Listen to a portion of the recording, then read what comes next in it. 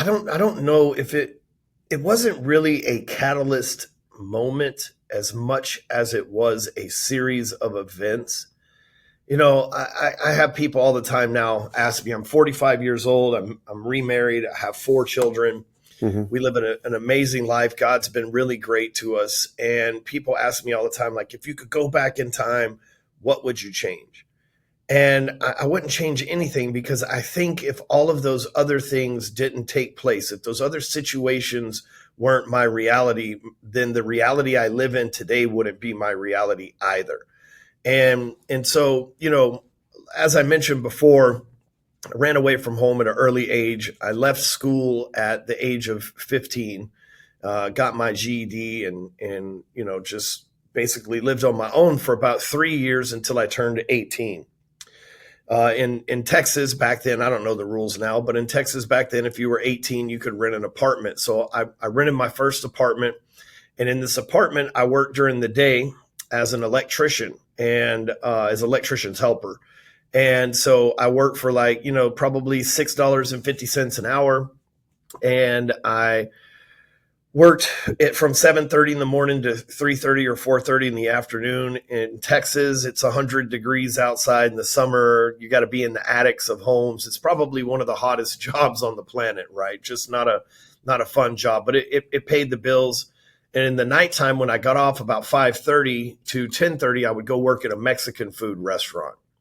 And I was like the greeter fella at the front door, and I'd give you like water and chips and salsa and stuff like that. And I made $5.25 an hour when I started there. I think I wound up making 6 by the time I left. Then in the nighttime, when I got home about 10 o'clock to maybe midnight, 1 o'clock in the morning, I'd sell weed and cocaine to people. And so I essentially had 3 jobs, Hmm. and I wasn't moving any kind of crazy amount of drugs or anything like that. I wasn't some kind of baller.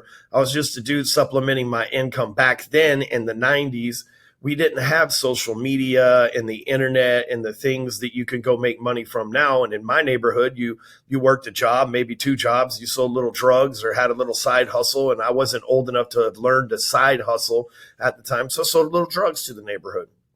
And one night, I didn't do the drugs. I smoked weed, but I didn't like do cocaine and stuff. I had tried some drugs, but at that point in my life, I'd never tried like heroin or meth or crack or any of that crap. Right? It was just like maybe I tried weed and LSD and some shrooms a few times, and just one-off stuff like that. Maybe some pills or whatever back before everything had fentanyl in them. And so, I one night this my buddy, he's like, "Hey man, I get us a couple call girls to come over," and one of them shows up, and we end up going into the bedroom together. And for some reason, I let this chick talk me into doing some cocaine, and I bent over and I snorted a line of cocaine, and after that, I guess I overdosed, y'all. I don't know, because there's no videos back then. There wasn't a bunch of teenagers Snapchatting me having this episode like there would be today. But from what I was told, I overdosed. My heart stopped. I fell out. I had a seizure. She called 911, ran out of the room. The police station was literally across the street from this apartment complex. So the police and fire show up within like literally 2-3 minutes. Because I mean, they weren't even not even a tenth of a mile. They're literally across the street from the exit of the apartment complex. And so they're there within a minute. They go into the house, they find me, they bring me back to life or whatever they got to do with the EpiPen or shockers or however that works. Again, I'm out at this point, so I don't know any of this. And my buddy and them, they're already gone out of the house too. And so it's just literally just me. I wake up the next morning and I'm handcuffed to the the hospital bed. Hmm. And as the metal handcuff rattles along the metal of the bed, a police officer walks in and he says, "You have the right to remain silent." And he goes through that whole spiel. And they put me under arrest for possession of a controlled substance, more than 3 grams, less than 7 grams.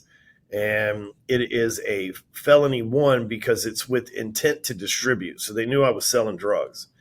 And I had an Uzi. It was legal, but I still had it, And I forget what those were called back then. This is so long ago. It was a 9 millimeter. I forget what those were called. They had a name, but you see them in the movies. They're Uzis, right? But a semi-automatic version. And anyway, I don't have any money. They took my drugs. I'm kicked out of my apartment because I got raided by the cops, obviously. So the apartment manager kicked us out. I got nowhere to go. But I got 3 jobs. One job, the drug dealer job, I can't tap into it anymore because now the police are watching me. So I can't go get my sources anymore. I'll get them in trouble. And so anyway, long story short, I end up pleading the case. And my lawyer told me that if I just pled to 2 years for possession of cocaine, then they would give me 2 years. I would probably do 60 days in the county jail and go home since it was my first offense. I ended up going to 7 maximum security prisons and spending 20 to 21 months in prison in several maximum security places in Texas. Kind of rough as a 19, 20-year-old young man that probably weighed about 130, 40 pounds, like not an ideal spot for someone my size and my age to be in. It was a very rough time, but I got out and I made myself a promise. I promised that I would never do anything in the dark that I wouldn't do in the light anymore. If I wasn't something that I wasn't going to tell people about, I wouldn't keep any secrets. I would there's no more crime, no more committing BS that I've got to hide. I was just going to live a straight life. And I got out of prison and I got a job at a car wash. And I started at $5, $6 an hour. And I vacuumed cars and I worked my way up to wiping off cars and then driving cars and then detailing the cars and then selling the car washes that people bought from the cars. And one day a lady comes in and she says, hey, I come here every week and you work. I mean, my goal in life was, hey, I'm just going to own this car wash one day. If I become the best guy at the car wash, they're going to have to give it to me. Right. Which was foolish thinking now, but that's what I thought as a 21-year-old man. Hey, if I just work my tail off, why wouldn't I be able to work my way into owning this car wash at some point? But this lady comes in and she says, I'm here every week and I wash my car and you work harder than anybody. I want to offer you a job. And I said, well, I got a job. I'm making probably $10 an hour at this point. I said, I got a job and I appreciate that. But, just out of curiosity, what do you got in mind? She goes, well, I think you could become a millionaire working for me. And I'm like, oh, geez, here we go. Some multi-level marketing pitch or something like that. Right. And she says, well, we do mortgages. And at this time, again, I'm 21, maybe 22, 23 years old. And I'm like, I never heard that word before. And so I was like, well, what's a mortgage? And she explains it. And I'm like, oh, okay, it's a loan. Well, I don't know anything about banking. I got a paid off truck over here. I live in an apartment I pay cash for every month when I pay my rent. And she goes, look, I'll teach you everything.